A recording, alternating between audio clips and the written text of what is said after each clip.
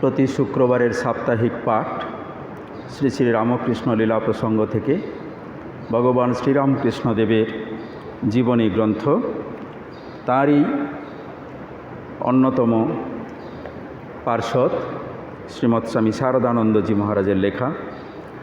এর আগের দিন গত সপ্তাহে আমরা পড়েছিলাম যে কীভাবে কলুটলার হরিসভা পরে নবদ্বীপে গেলেন, নবদ্বীপে গিয়ে চৈতন্য মহাপ্রভুর যে দর্শন লাভ তাঁর হয়েছিল, তাতে চৈতন্য মহাপ্রভুর অবতারত্ব সম্পর্কে যে সংশয় জনমানসে ছিল, সেটির যেন নিরসন করলেন তিনি। তার সেই দর্শনের কথা আমরা এর আগের দিন পড়েছি।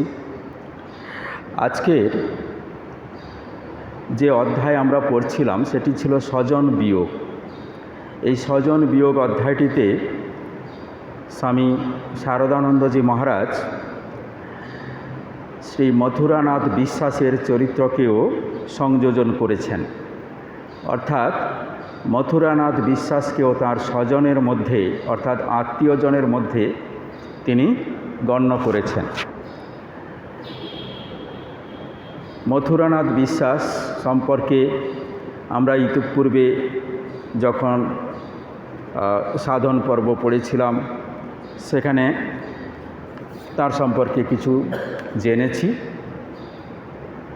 ভগবান আসেন, অবতীর্ণ হন, অবতার হয়ে লীলা করেন। তার লীলার অন্তর্গত যে সকল ঘটনা প্রবাহ থাকে, সেগুলি যেমন আমরা বর্ণনা করি, কীর্তন করি, চিন্তন করি, ঠিক তেমনি তার লীলার সাথে যুক্ত যে সকল ব্যক্তিগণ থাকেন, যে সকল চরিত্রগুলি তার লীলার অঙ্গ হিসেবে ভূমিকা পালন করেন, তাদের সম্পর্কেও আমরা আলোচনা করি, তাদের কথাও স্মরণ মনন করি। সেই মথুরানাথ বিশ্বাস কে ছিলেন? না, रानी रासमणी जामाता। आपको बांग्ला समझ में आ रहा है ना? नहीं आ रहा है ना? मथुरानाथ विश्वास रानी रासमणी के दामाद थे। रानी रासमणी कौन थे? रानी रासमणी कलकत्ता के बहुत बड़े घर की बहुत ही जमींदार गृहिणी थी। तो সেই জমিদারের জামাই মথুরানাথ, দামাদ মথুরানাথ বিশ্বাস। रानी रासमणी दक्षिणेश्वर में माँ भवतारिणी का मंदिर स्थापन किया रानी रासमणी में, जहाँ पूजक के रूप में भगवान श्री रामकृष्ण देव के जो बड़े भाई रामकुमार चट्टोपाध्याय को नियुक्त किया था। रामकुमार चट्टोपाध्याय के देहांत होने के बाद श्री रामकृष्ण देव को तत्कालीन जिनका नाम था गदाधर चट्टोपाध्याय, जिनको छोटे भरचाच कह करके बुलाते थे रानी रासमणी मथुरानाथ विश्वास से लोग, तो गदाधर चट्टोपाध्याय को माँ भवतारिणी के पुजारी के रूप में दायित्वभार अर्पण किया। तब से मान लो भगवान श्री रामकृष्ण देव की जो लीला, अवतार लीला धीरे धीरे प्रकट होने लगा। बचपन से तो उनकी लीला चलती रहती है, लेकिन दक्षिणेश्वर में पूजक के रूप में माँ भवतारिणी के पुजारी के रूप में जब से नियुक्त हुए, तब से उनकी ये अवतार लीला क्रमशः प्रकट होने लगी। तो उसी समय साधन करते समय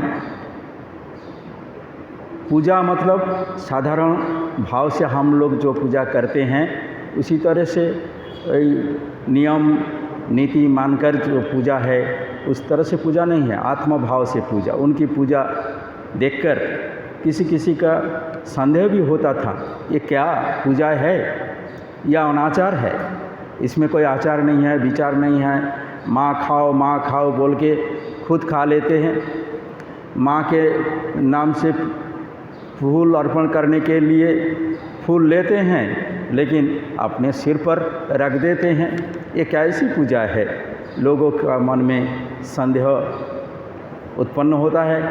लोगों ने इसके लिए वो भी उनके बारे में रानी रासमणी मथुरानाथ विश्वास के पास शिकायत भी करते थे, लेकिन वो लोग ने भी खुद सरजमीन आके उनकी पूजा दर्शन की। तो दर्शन करने के बाद मथुरानाथ विश्वास, उनको मन में यही विश्वास हुआ, ये धारणा हुई कि आपसे माँ की पूजा ठीक भाव से हो रही है। तो वो लोगों को बोल दिए, जैसे छोटे भरचा जी जिस तरह से पूजा कर रहे हैं उनको करने दो, उनको कोई बाधाएं ना पहुंचा। इस तरह से इन लोगों को मथुर बाबू ने एक समन जारी कर दिया है, मतलब इंस्ट्रक्शन दे दिया है। तो लोग तो ऐसा होता है।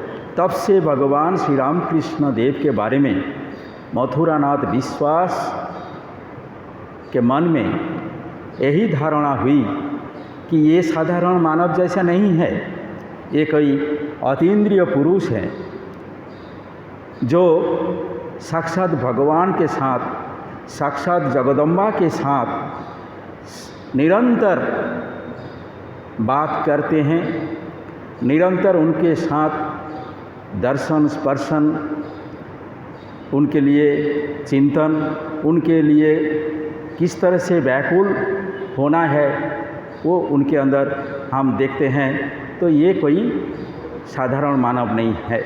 फिर उसके बाद भी मथुरानाथ विश्वास को एक दर्शन भी मिला भगवान श्री राम कृष्ण देव के बारे में। क्या दर्शन मिला? एक बार जहाँ दक्षिणेश्वर में भगवान श्री राम कृष्ण देव जिस कमरे में रहते थे वहाँ उत्तर पूर्वी एक बारामदा है। वो बारामदा में भगवान श्री राम कृष्ण देव ऐसा टहल रहे थे, पूर्व से पश्चिम, पश्चिम से पूर्व, इस तरह से पूर्वी और एक कुठी बाड़ी थे, घर मकान, जहाँ मथुरानाथ रहा करते थे। वहाँ से मथुरानाथ देख रहे हैं भगवान श्री राम कृष्ण देव जब पूर्व की ओर जा रहे हैं तो देखते हैं माँ काली, जब पश्चिम की ओर आ रहे हैं पीछे से देख रहे हैं तो भगवान शिव। इस तरह से शिव शिवा के रूप में, हर पार्वती के रूप में भगवान श्री राम कृष्ण देव का दर्शन मथुर बाबू को हुआ। तो मथुर बाबू ने तब से समझ लिया कि ये साक्षात जगदम्बा, ये श्री राम कृष्ण शरीर अवलंबन करके मेरा और मेरा परिवार को सतत रक्षा करते आ रहे हैं। तब से मथुरानाथ विश्वास का जो विश्वास भगवान के ऊपर, श्री राम कृष्ण देव के ऊपर और भी प्रगाढ़ होने लगा। तो मथुरानाथ विश्वास का तो भगवान श्री राम कृष्ण देव को इस तरह से दर्शन हुआ, लेकिन 14 साल कंटिन्यूअस, निरंतर 14 साल सेवा की मथुरानाथ विश्वास ने भगवान श्री राम कृष्ण देव की। तो 14 साल कम से कम 1 दिन 2 दिन, 1 महीना 2 महीना, 1 साल 2 साल सेवा करने से हम जैसा साधारण मानव को थोड़ा बहुत तो विरक्ति आती रहती होगी, लेकिन मथुरानाथ विश्वास को इस तरह से कोई भाव ही नहीं आया। विरक्ति तो नहीं है, परंतु भगवान श्री राम कृष्ण देव के लिए उनका विश्वास, उनका भक्ति, उनकी श्रद्धा क्रमशः और भी दृढ़ से दृढ़तर होने लगा। क्यों? भगवान श्री राम कृष्ण देव के साथ मथुरानाथ विश्वास का ये जो प्रेम संबंध, भक्त भगवान का जो संबंध है, ये संबंध प्रतिष्ठित हुआ। किस लिए? स्वामी शारदानंद जी कहा करते हैं সাধনকালে এক সময় ঠাকুরের মনে যে অদ্ভুত ভাবের সহসা উদয় হইয়া তাহাকে শ্রী শ্রী জগদম্বার নিকট প্রার্থনা করাইয়াছিল, মা আমাকে শুকনো সাধু করিসনি, রসে বসে রাখিস। আমাকে शुकनो साधु करिसनी।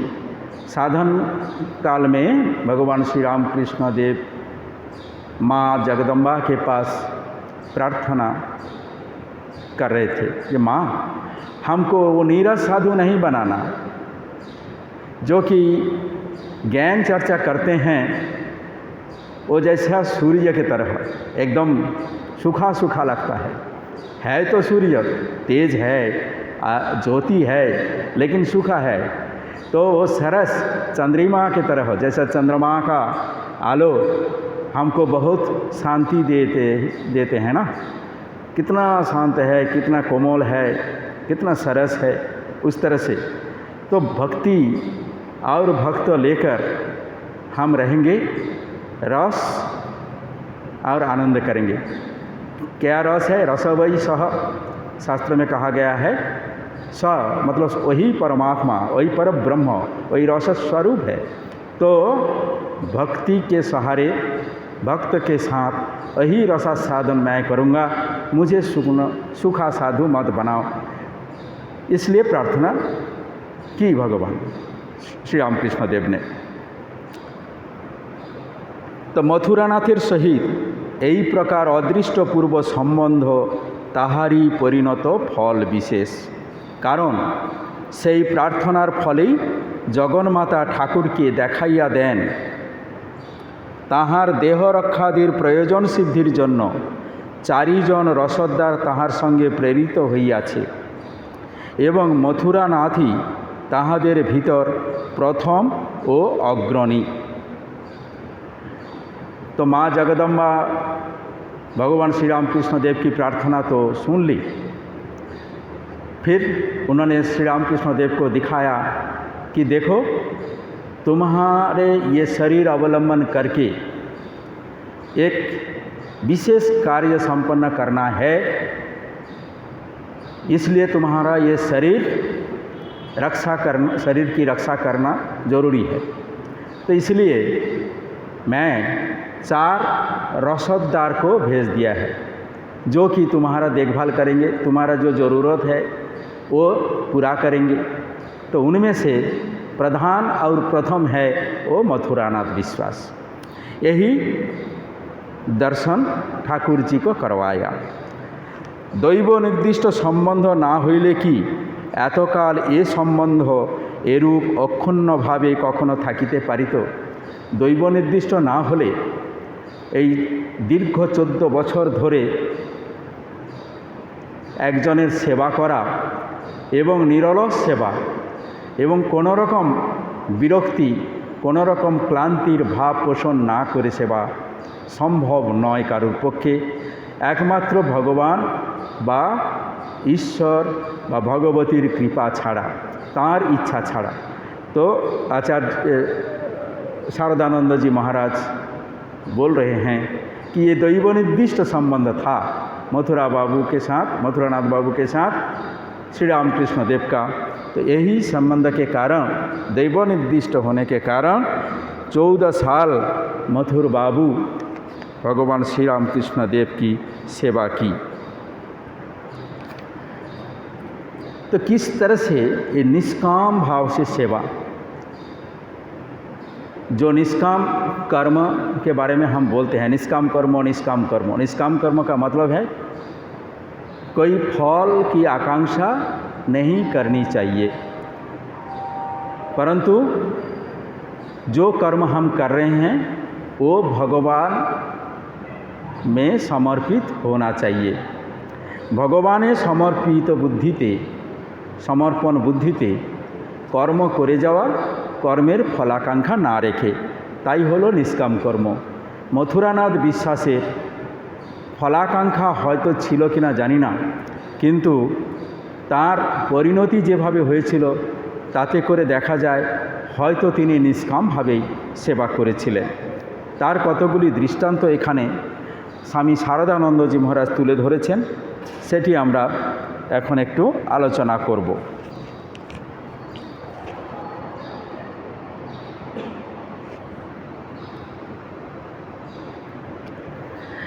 একদিন মথুরবাবুর পায়ে হাঁটুতে একটা ফোঁড়া হয়েছিল। এখন ফোঁড়া এমনই হয়েছে, প্রচণ্ড যন্ত্রণা, তাকে বিছানা শয্যা হতে হয়েছে, চলাফেরা করতে পারছে না। তো হৃদয় মথুরবাবুকে দেখে এসেছেন, দেখে এসে ঠাকুরকে খবর দিচ্ছেন যে ठाकुर मथुरानाथ को एक वो विस्फोट हुआ है घुटने में, तो उसमें बहुत कष्ट हो रहा है, वो बिस्तर में सोए हुए हैं, उठ नहीं पाते, चल नहीं पाते, तो आप जाके एक बार उसको दर्शन दीजिए ना। तो ठाकुर जी ने क्या कहा, आमी गिये कि करब, तार फोड़ा आराम करे देवार क्षमता कि आमार आछे? साधारण मानुष मानव जैसे बोलते हैं उस तरह से, क्या मैं जाके क्या करूँगा, मेरी क्षमता क्या है कि उसका वो विस्फोट को हम आराम कर दें? इस तरह से तो नहीं है। इसलिए ठाकुर नहीं गए। लेकिन मथुरानाथ विश्वास ठाकुर आसছে না দেখে बार बार कातर प्रार्थना করছেন, लोक পাঠাচ্ছেন। হৃদয়ের মাধ্যমে তো খবর পাঠিয়েছিলেন, কিন্তু তিনি তার লোক পাঠিয়ে তার কাতর আরতি, তার ব্যাকুলতার কথা ঠাকুরকে জানাচ্ছেন। কিন্তু ঠাকুর ভগবান ভক্তের আকুল প্রার্থনাতে তিনি স্থির থাকতে পারেন না। গীতাতে বলা আছে, চতুর্বিধা ভজন্তে মাম জনাসুকৃতিনোর্জুন আর্তো জিজ্ঞাসু অর্থার্থী জ্ঞানী চ ভরতর্ষভ।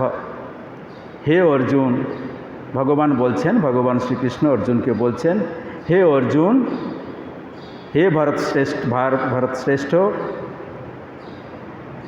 ভগবানকে আমাকে চারজন ভজনা করেন।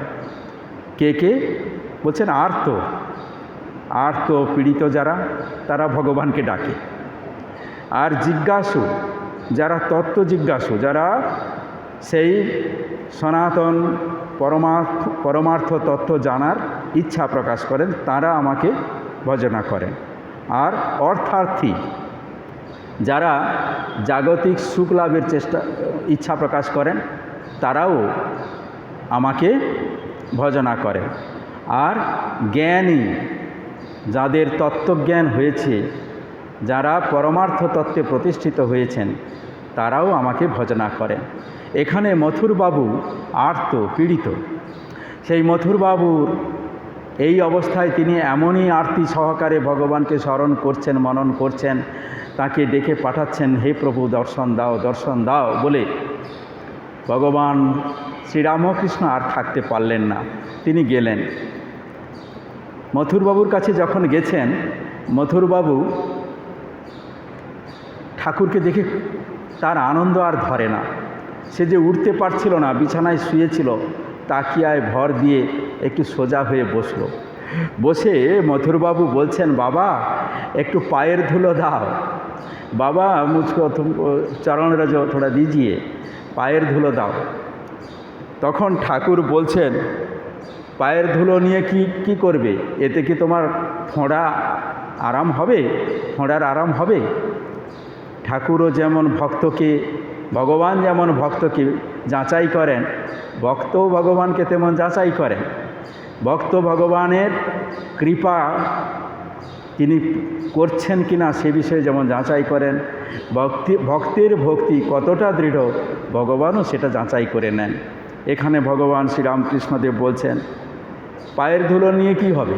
তাতে কি তোমার ফোঁড়ার আরাম হবে? এইখানেই মথুরবাবু তার ভক্তির পরিচয় দিচ্ছেন। বলছেন, বাবা সে কি কথা, আমি কি এমন যে তোমার ওই পায়ের ধুলো আমার ফোঁড়া আরাম করার জন্য চাইছি। ফোঁড়া আরাম করার জন্য তো ডাক্তার বদ্যি আছে, ওষুধপত্র আছে। এই সামান্য ফোঁড়া আরাম করার জন্য আমি তোমার পায়ের ধুলো চাইছি না, আমি চাইছি ভব সমুদ্র পার হওয়ার জন্যে তোমার পায়ের ধুলো আমি প্রার্থনা করছি। কি অদ্ভুত কথা! ভগবানের চরণ রজ স্পর্শ করলে মাথায় ধারণ করে এই ভবসাগর পার হবেন, ভব সমুদ্র পার হবেন। এই সংসার রূপ যে বন্ধন, সেই বন্ধন থেকে মুক্তি হবেন, এই বোধ মথুরানাথের মনে তখন যেন দৃঢ়ভাবে প্রতিষ্ঠিত। তাই তিনি অকুণ্ঠভাবে বললেন, বাবা আমি ভবসমুদ্র পার হওয়ার জন্যে তোমার চরণ রজ পদধূলি চাইছি, ফোঁড়া সারাবার জন্যে নয়। যেই এই কথা বলা, ঠাকুর অমনি ভাবস্থ, মানবভাবে ছিলেন, এবারে স্বস্বরূপে তিনি চলে গেলেন, ভাবস্থ হয়ে পড়লেন। আর যেই ভাবস্থ হয়ে পড়েছেন, অমনি মথুরানাথ ঠাকুরের পায়ে নিজের মাথাটা রেখে দিলেন।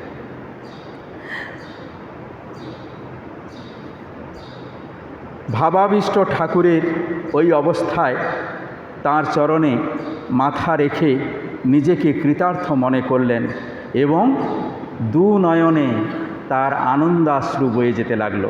মথুরের চোখ দিয়ে জল, आनंदाश्रु बह रहे हैं आँख से। क्यों? स्वयं भगवान का चरण रज वो उनको मिल गया, क्योंकि उनका चरण में अपना सिर रख दिया। जो इच्छा थी उनके मन में कि भगवान का चरण रज लेके मैं भव समुद्र पार हो के से परम पद प्राप्ति करूँगा, ये इच्छा मान लो तार पूरी हो गई। तो इसलिए उनका आनंद इतना भी अंदर में इतना आनंद हो रहा है, इतना आनंद हो रहा है कि आँखों से आनंदाश्रु बह रहे हैं। এই এক মথুরানাথ বিশ্বাসের ভগবান শ্রীরামকৃষ্ণের প্রতি ভক্তি শ্রদ্ধা কতখানি ছিল, মথুরানাথ ঠাকুরকে কিভাবে দেখতেন তার একটি পরিচয়। আর একটি ঘটনার কথা এখানে আমরা বলবো।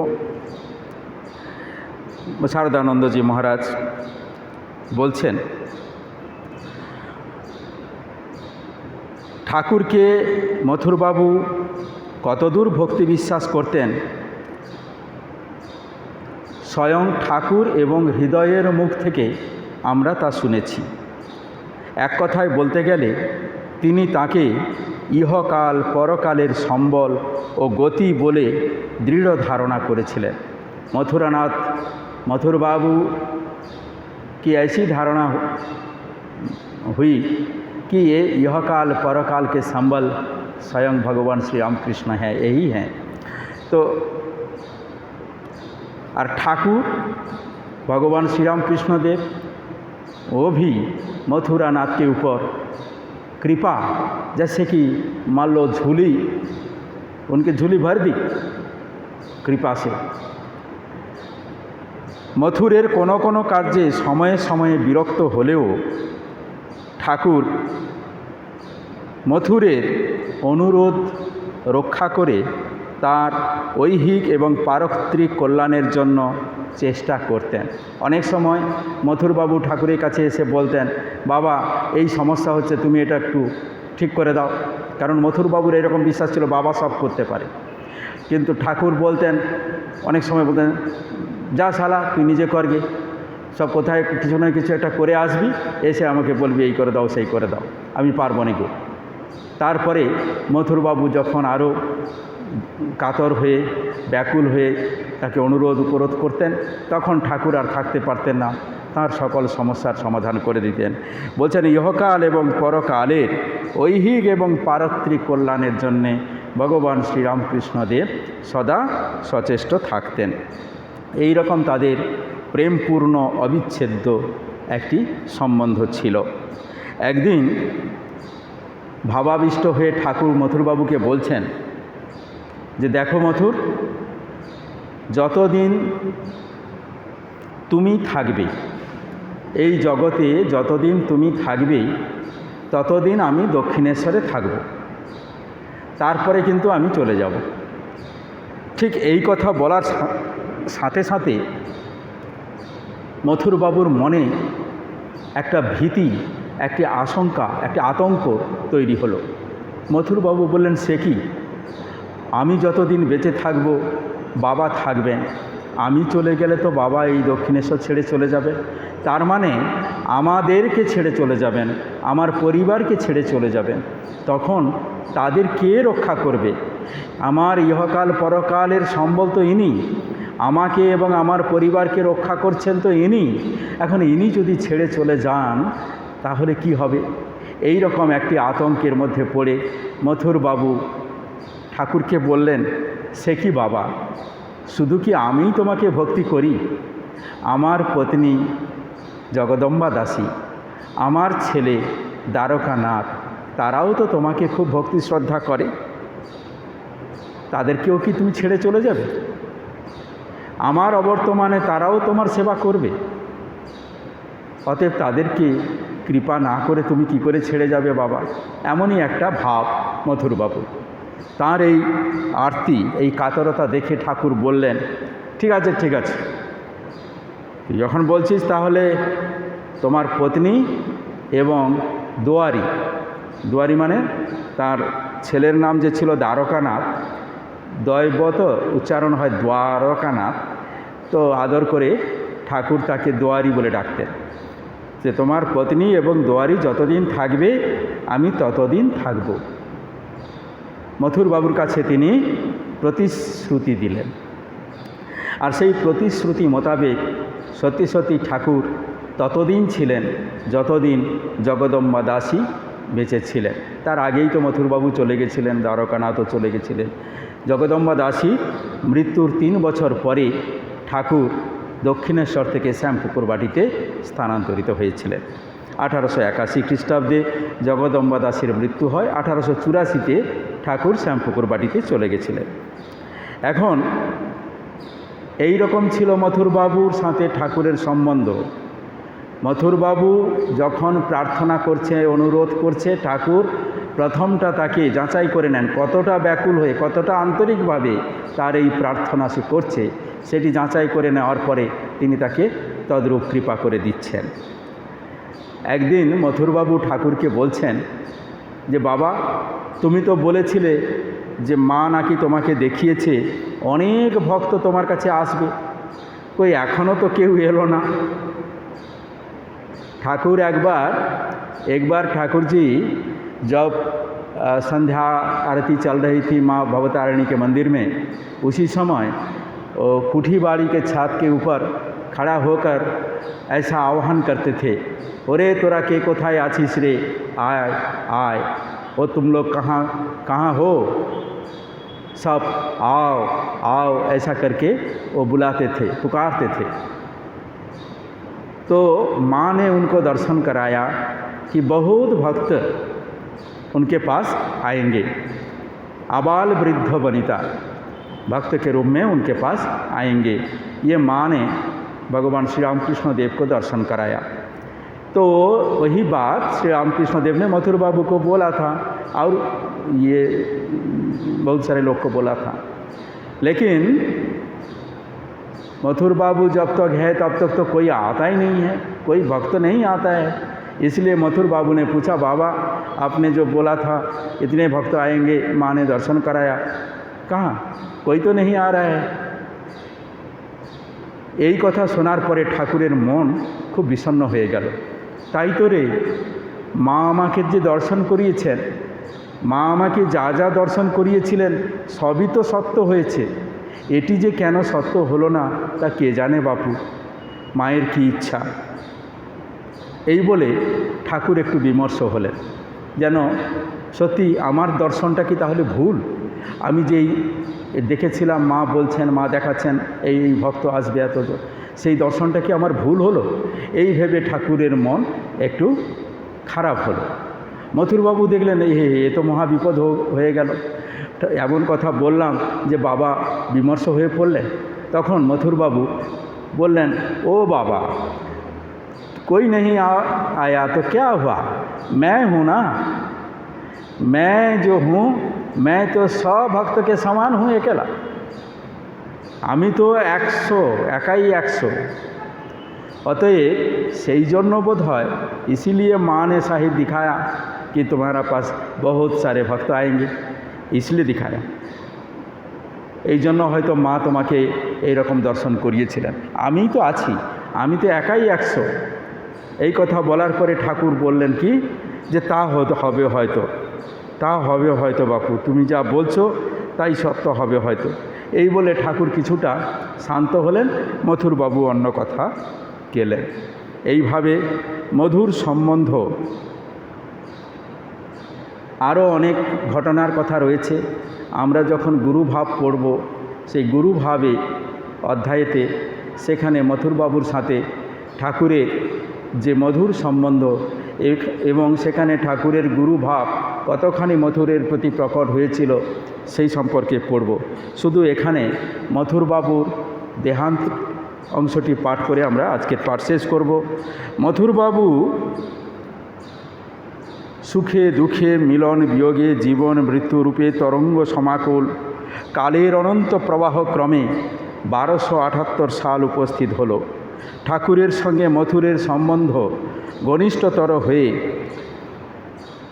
15 বর্ষে পড়ল, মানে 14 বছর হয়ে গেছে, এখন 15তম বর্ষে পড়েছে, 15 বছরে পড়েছে। 6 মাস কেটে গেল, মথুরবাবু সেবা করে যাচ্ছেন।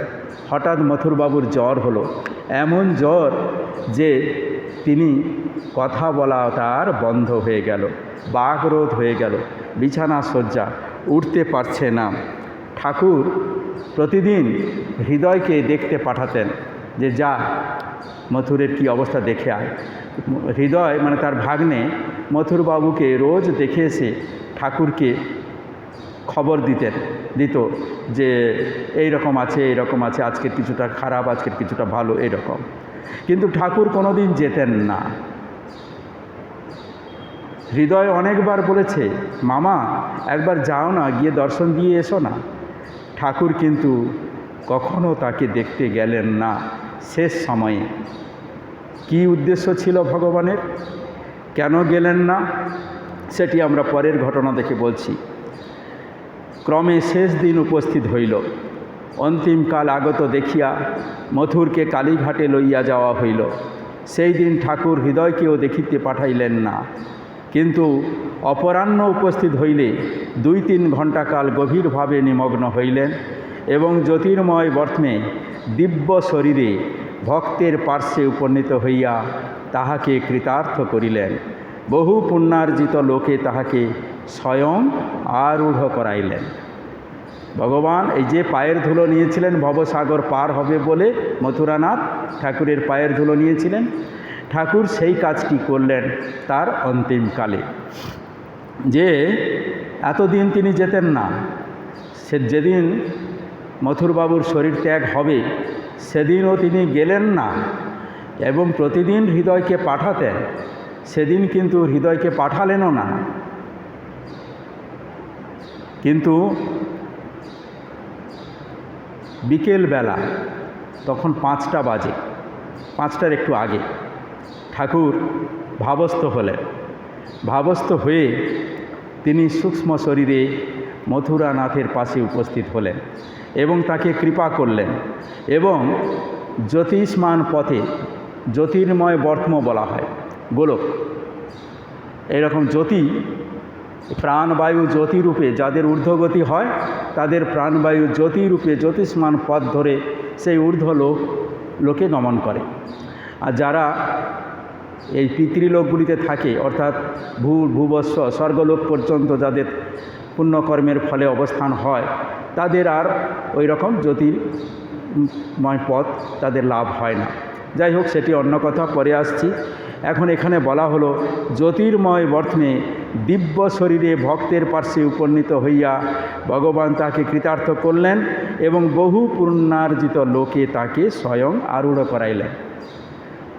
বহু পুণ্য লাভের ফলে তাকে, তিনি অনেক পুণ্যকর্ম করেছেন মথুরবাবু, কিন্তু তাকে এমন একটি লোকে পাঠালেন যেখানে তিনি বহুকাল যাবৎ তিনি বাস করবেন, খুব ঊর্ধ্বলোকে।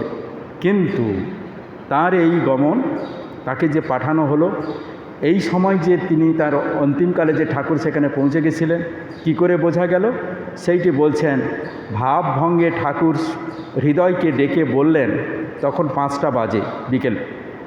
শ্রী শ্রী জগদম্বার সখীগণ মথুরকে সাদরে দিব্যরথে উঠাইয়া লইলেন, তাহার তেজ শ্রী শ্রী দেবী লোকে গমন করিল। ঠাকুর বলছেন হৃদয়কে যে তখন ঠিক 5টা বাজে, যে देखो श्री श्री जगदम्बा माँ भवतारिणी की सखीगण मथुर बाबू के पास उपस्थित होकर उनको साथ लेकर देवी लोग जहाँ जगदम्बा अवस्थान करती हैं उनके पास ले गए मथुर बाबू को। পরে ঠিক একটু পরেই মন্দিরের কর্মচারীরা এসে হৃদয়কে খবর দিল যে 5টার সময় मथुर बाबू शरीर त्याग करेছে। ठीक 5 बजे भगवान श्री राम कृष्ण देव हृदय को ये बोल रहे हैं कि मथुरानाथ को माँ जगदम्बा भवतारिणी के सखीगण उनको साथ लेकर देवी लोग ले गए, और उसी क्षण में संवाद आया कि मथुर बाबू का देहांत हुआ।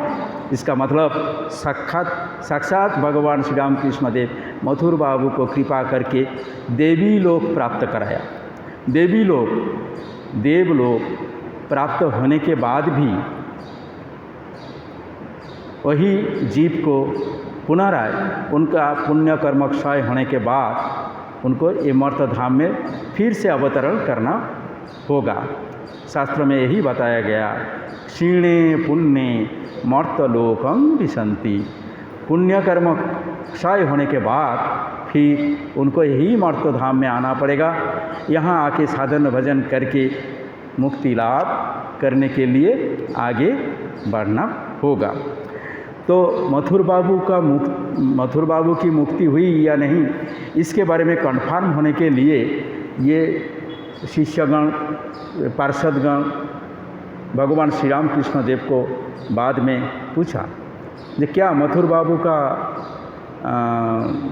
जब देहांत हुआ उसके बाद मथुर बाबू की मुक्ति हो गई, उनका और पुनर्जन्म नहीं होगा? तो भगवान श्री राम कृष्ण देव ने कहा कि नहीं, वो पुनर्जन्म तो उसका ही होगा। क्यों? मन में उनकी वासना थी, बहु पुण्य कर्म तो उन्होंने किया, इसके कारण उनको देवी लोक प्राप्त हुआ। वहाँ बहुत काल वो अवस्थान करेंगे, लेकिन बाद में वही पुण्य कर्म क्षय होने के बाद उनको ये मर्तलोक में फिर से आना पड़ेगा। कोई एक राजा या कई बड़े घर के परिवार में उनका जन्म होगा। इस तरह से भगवान श्री राम कृष्ण देव ने उनको बताया कि এই রূপে পুণ্যলোকে গমন করলেও ভোগ বাসনার সম্পূর্ণ ক্ষয় না হওয়ায় পরম ভক্ত মথুরা মোহনকে ধরাধামে পুনরায় ফিরিতে হইবে। ঠাকুরের मुखे কথা আমরা অন্য সময়ে শুনিয়াছি। यही श्री शारदानंद जी महाराज ने कहा कि उन लोगों ने ठाकुर जी के से यही बातें सुनी हैं कि जो मथुरा बाबू को फिर से जन्म लेना होगा, या तो कोई राजा या कोई जमींदार या कोई बड़े घर के संतान के रूप में। आज यहाँ पर हम विराम देते हैं। ओम निरंजनं नित्यमनन्तरूपं भक्तानुकंपाधृतविग्रहं वै ईशावतारं परमीशमीड्यं तं रामकृष्णं शिरसा नमामि।